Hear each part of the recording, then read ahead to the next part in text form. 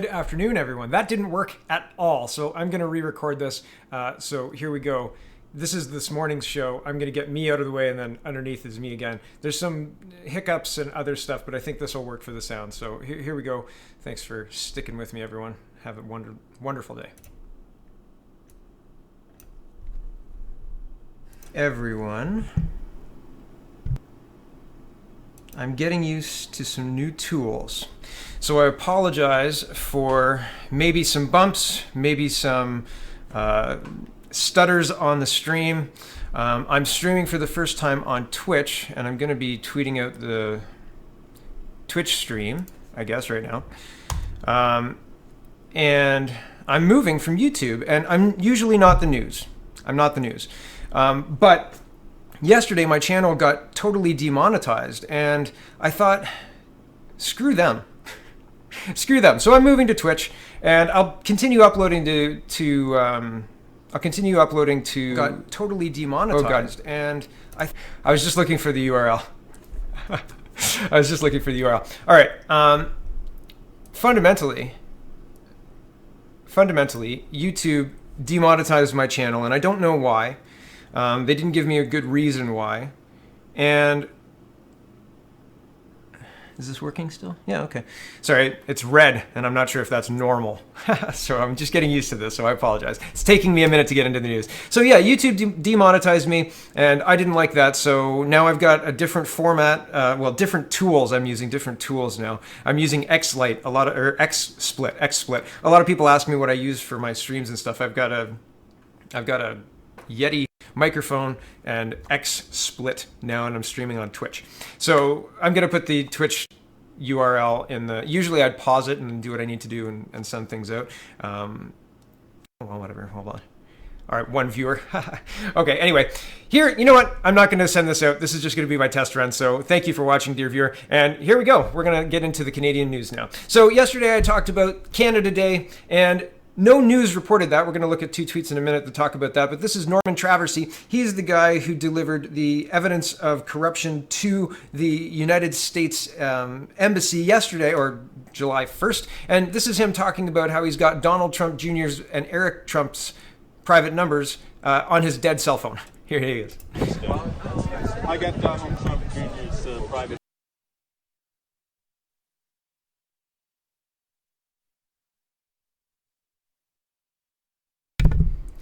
Of course it didn't work.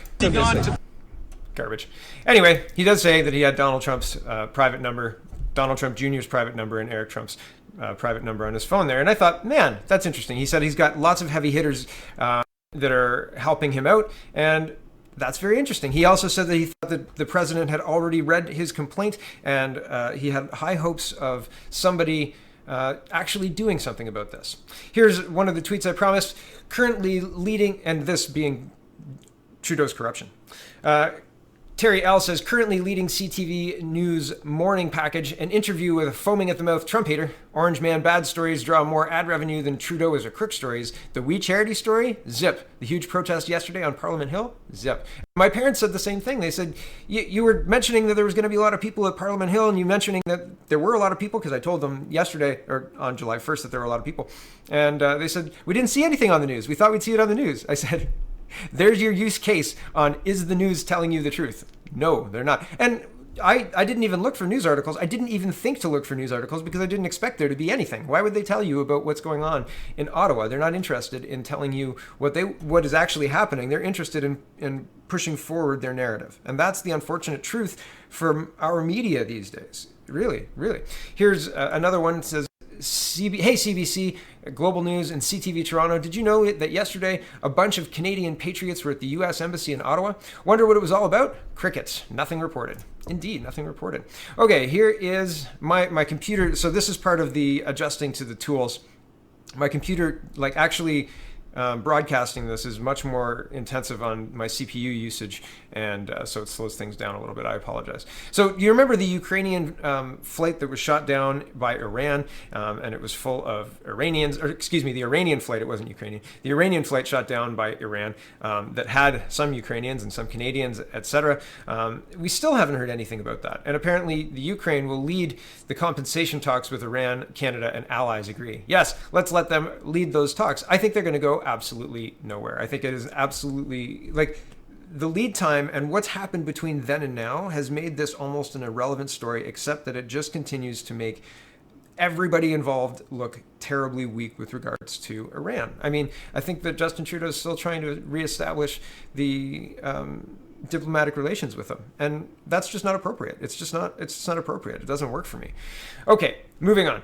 Facebook is being hit by all of the Canadian banks by an anti-ad campaign. They're pulling their ads from Facebook in order to pressure Facebook to crack down on hate speech on its platform. How dare they not remove Trump or Trump supporters, people who like Trump or whatever. And at this point, that's basically what the anti-hate stuff is about, right? Get those conservatives off the platform.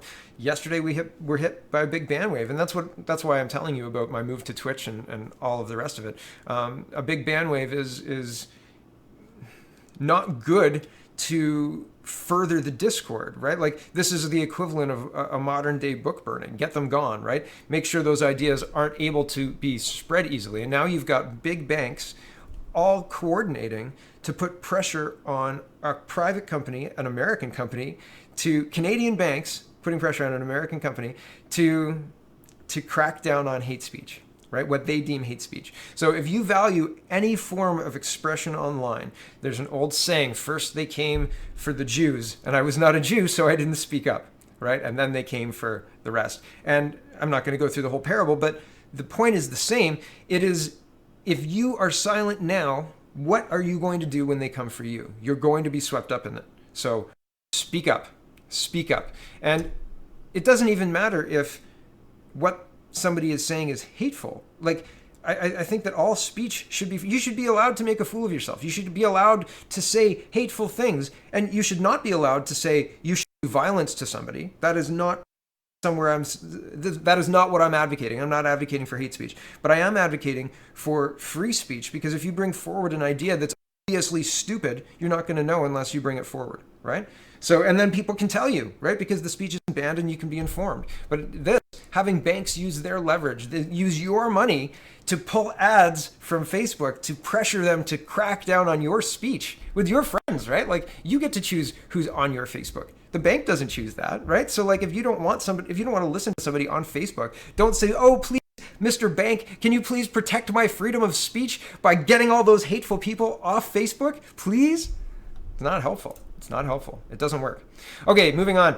Here is a prepper for the next story. And this We Charity thing, I don't know if Jody Wilson-Raybould doesn't do it, if SNC-Lavalin doesn't do it, if DPA, Deferred Prosecution Agreement between SNC and the rest of Canada, doesn't do it by another name. You know, they didn't push through the DPA, but it was, you know, they got a little slap on the wrist, and now they're back in government contracts, and they got lots of Alberta oil cleanup and blah, blah, blah. If that doesn't take down this government, then nothing will. But in 2017, I don't know if they're prepping for this, prepping for a big giveaway to We Charities or what, but in 2017, here's CBC reporting, political activity audits of charities suspended by Liberals.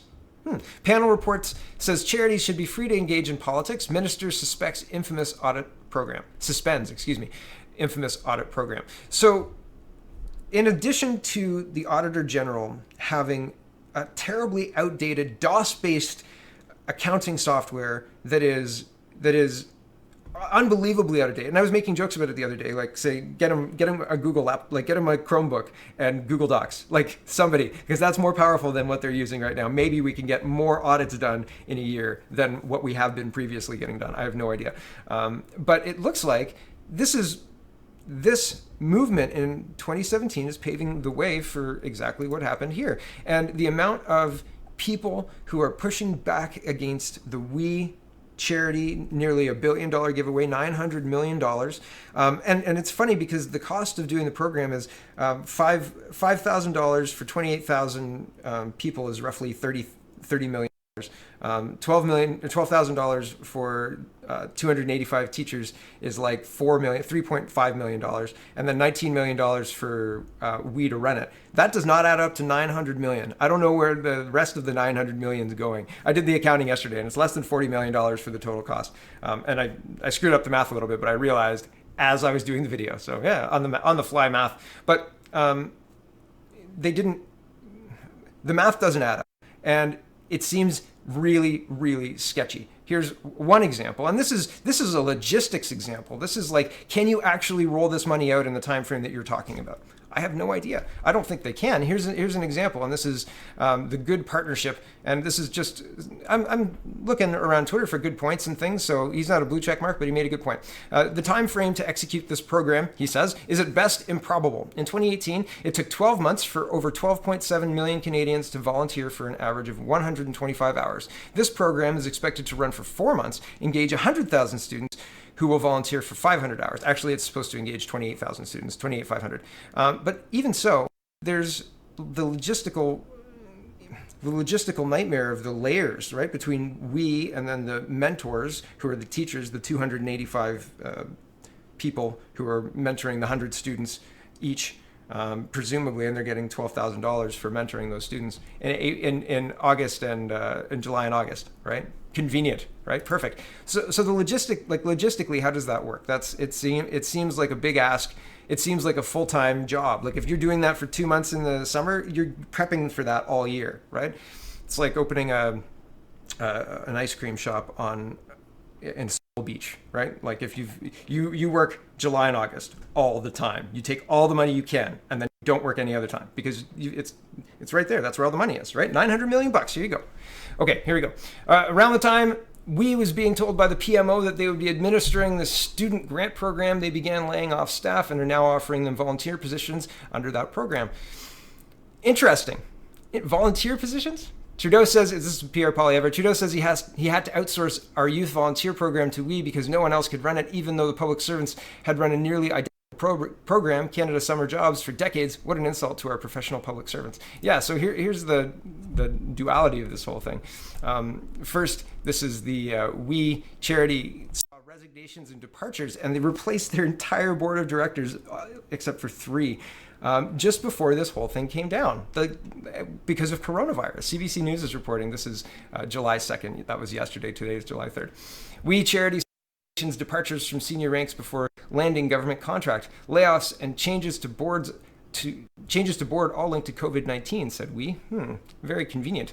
A charity under scrutiny after receiving a contract to administer a $900 million government program has gone through an organizational upheaval over the past few months, CBC News has learned. The chairs of both the Canadian and U.S. boards of directors for the We charity resigned in the spring. The vast majority of the other board members in the 2 countries have been replaced as well, and staff have been laid off in response to the COVID-19 pandemic. The flurry of changes began about 2 months before the federal government announced We was the only organization in Canada able to administer the multi-million-dollar Canada Student Services Grant Initiative. The reason for the resignations in We's upper ranks remain unclear. The former Canadian chair of the board of directors, Michelle Douglas, tweeted that she resigned on March 27th and that almost all of the other Canadian and American boards resigned or were replaced around the same time. She declined to explain why when approached by CBC News. And here's the tweets. It says, one of the tweets is saying, We Charity is governed by separate boards of directors in Canada, the US, and UK. The Canadian board chairwoman is Michelle Douglas, a Canadian human rights activist. Board members are drawn from government, academia, business, media, and charitable sectors, Canadian chairwoman. And Michelle Douglas resigned from the board of directors of We Charity on March 27th, 2020. I'm no longer associated with them. And then she follows up, almost all the board of directors in We and the US resigned or were replaced in March 2020. An earlier tweet from Douglas does hint at a push for more transparency from the organization. In April, a tweet from Douglas directed at We co-founders Mark Craig Kielburger raised questions about work done in Kenya. We said it had provided life-saving COVID-19 prevention information to more than 84,274 people in Narok County. Great work at We Movement, but what are the details? How is it possible to have managed to reach so many, such a specific number? Wow, how did you do it? Share your efforts so they can be replicated by others.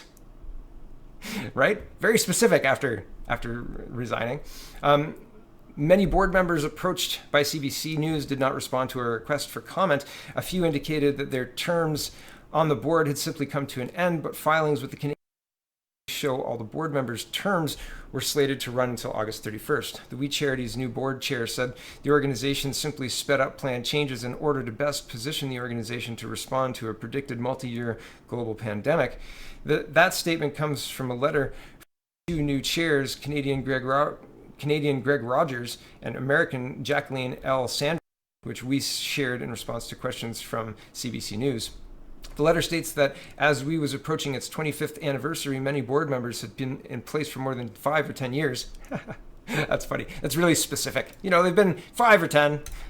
The letter says the organization decided to undertake a strategic review to focus on future priorities and to address the issues such as diversity, inclusion, and range of competencies.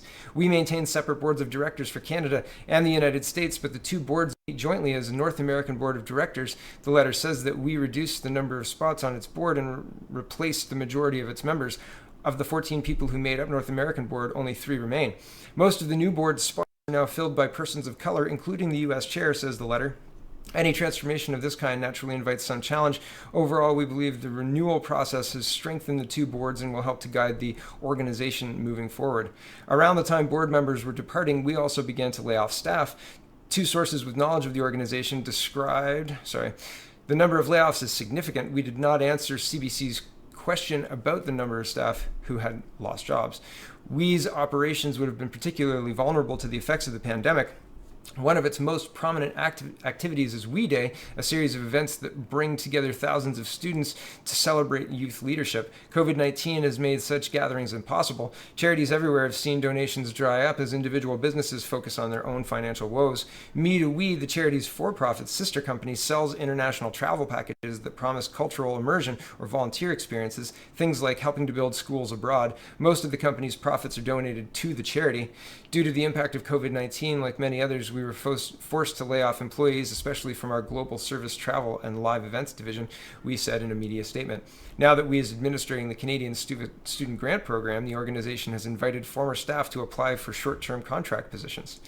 Hundreds of people will be needed to run the grant program, and hiring is still underway, the organization says. The federal government has said it has currently allocated $19.5 million to We to run the Student Service Grant Program. $5 million of the sum is intended for other nonprofits involved in the program. The precise amount We receives, however, will depend on how many students participate. The initial goal was to offer 20,000 placements. As of Tuesday, the government said it had already received 28,500 applications. Quite frankly, when our public servants look at the potential partners, only the We organization had the capacity to deliver the ambitious programs young people needed for this summer, so deeply impacted by COVID, told reporters Monday. The Public Service Alliance of Canada, which represents some 140,000 public servants, pushed back against the claim. Mr. Trudeau's claim that We Charity is the only one that could administer the new program is not only factually wrong, it's also insulting to our members, said PSAC National President Chris Alward. PSAC members have worked hard to support the government's rapidly evolving response to the pandemic and remain committed to doing so. Yeah, I mean, this has all sorts of implications for, if they're a unionized group of people who are able to, say this work should be done by us and not by a third-party company, they might have legal footing to disrupt this. But it's very interesting that the government's so cavalier about this. Back to this. The Conservatives are now asking Canada's procurement ombudsman to review the $912 million program. They made a similar request of the Auditor General. Outsourcing a $900 million program designed to pay students and recent graduates for volunteer work to a third party raises justifiable concerns and a number of questions, said 3 Conservative MPs in a letter to the Ombudsman. Yeah, some really big questions. Maybe they could get people to plant some trees for $10 an hour. Eh? I don't know. Maybe not.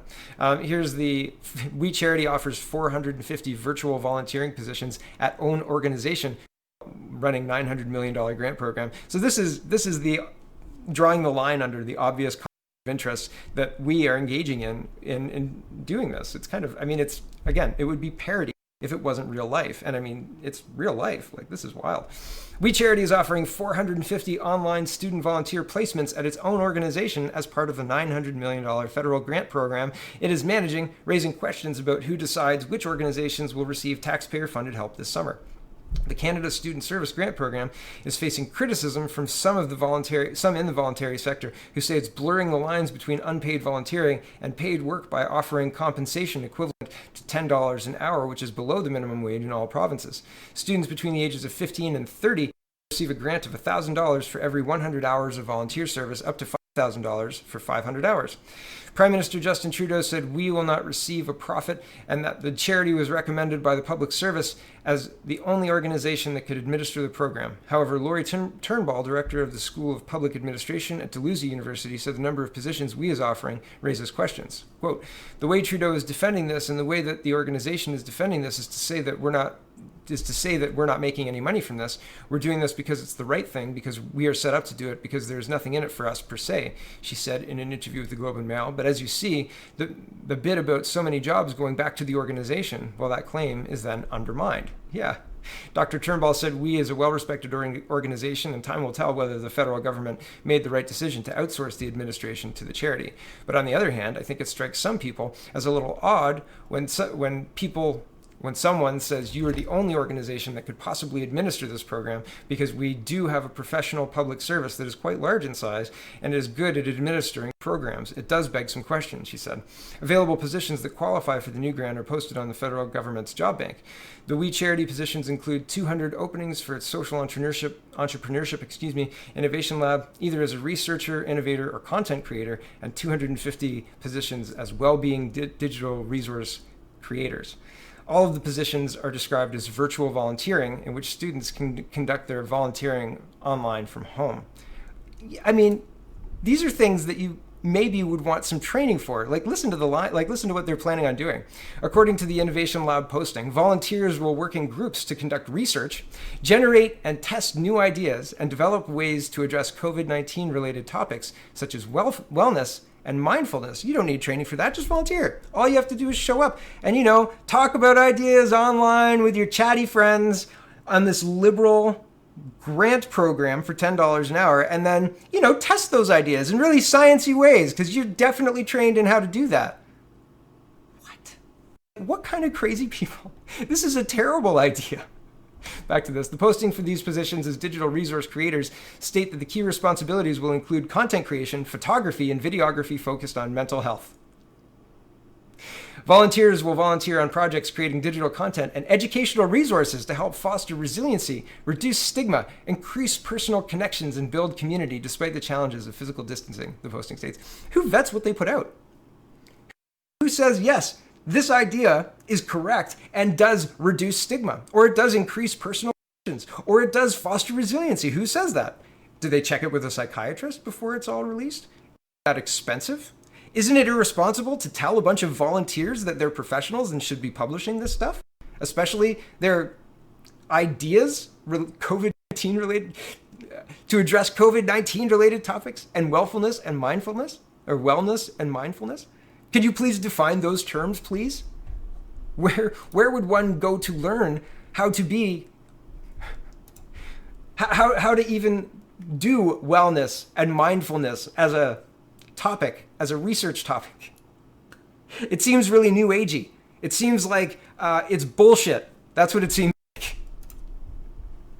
CBC News, it says, doubt cast over Trudeau's assertion that only We Charity can run $900 million student grant program. Yeah, the Pierre Polievere tweet was supposed to go above this one, or before this one, so my bad. But fundamentally, there are people saying, hey, there are other places that could do this, and this has been said in other articles, but I just want to underline it. Prime Minister Justin Trudeau's assertion that only the We Charity could administer a $900 million student grant program is being disputed by some experts in the sector who say other organizers would be up to the task or have more experience. Quote, there are many strong, reputable charities with offices in multiple locations across Canada who could do this youth volunteer program well. And Rosenfield, editor of the Hillborn charity E-News, which covers fundraising and non-profit management, said in an email to CBC News. Volunteer Canada, the United Way, and Community Foundations of Canada are all logical partners, she said. Scroll down. The Liberal government has been criticized for allocating such a large sum of money, $912 million, to a third party that has ties to Trudeau and his wife, Sophie Gregory Trudeau. Trudeau has defended the decision to give the contract to WE, saying its network across the country made it the right choice, and the organization itself won't make any profit from the contract. Sure. Here's a bit of kabuki theater from our federal politicians. Here's Global News reporting: Bloc leader blames Singh for creating divide between Quebec and the rest of the country on racism. Yeah, sure. I don't think anybody believes anybody at all about this. Kabuki theater to distract from the absolute thing that is imploding in the press currently, which is to say the WE charity. Oh, and I highlighted this because remember when the Liberals promised to plant 2 billion trees? Yeah, sure, right? Climate change took a back burner, right? Here is Victoria or Vancouver area park, or Victoria area park, maybe. It's in BC anyway. It says Strathcona Park, tent city is growing every day, going to be 10 times larger than Oppenheimer Park, will destroy the neighborhood for young families, sad for everyone. Government doesn't care, lawlessness, and he's got other people tagged in here. And these tent cities, like, there's money currently in Guelph being put and doubling down on putting homeless people up in hotels. And if we've got a plan to move people out of the hotels and support them into, gaining self-employment and supporting themselves, then that's one thing. And if the program is finite, meaning it ends at a certain time or whatever, rather than the funding just running out and everybody going, oh well, I guess today's your last day, bye. That's worse, right? That's worse. So I'm very suspicious of this, especially when the municipalities have been absolutely decimated. I talk a lot about how municipalities can't go into debt.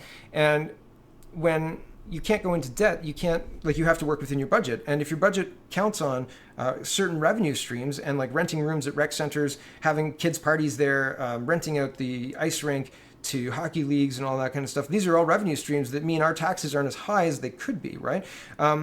They're all gone right now because of COVID-19. And so I saw yesterday $150 million to help the most vulnerable people was given out by provincial to, I think, Guelph, but maybe there was more. Maybe it was a wider, 150 million sounds high, but maybe it was not exactly Guelph. Maybe it was a larger region. I can't exactly remember. I apologize. It was in a physical newspaper, so I couldn't tag it the way I usually do.